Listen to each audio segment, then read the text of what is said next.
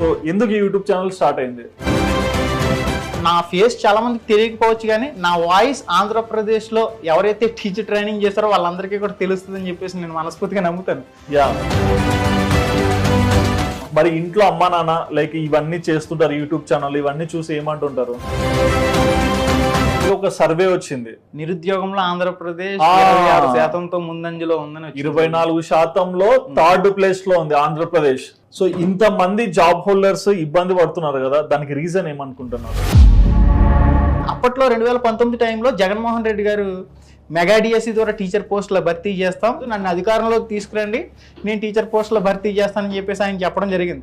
అయితే తీరా అధికారంలోకి వచ్చి దాదాపు 4.5 సంవత్సరాలు పూర్తి అయిపోయింది. ఇక ఏముంది, 2024 ఏప్రిల్లో ఎలక్షన్ జరుగుతుంది. ఇప్పటి వరకు నోటిఫికేషన్ అతి గతి లేదు. నోటిఫికేషన్ వస్తుందా అనేది పెద్ద క్వశ్చన్ మార్క్ ఉంది.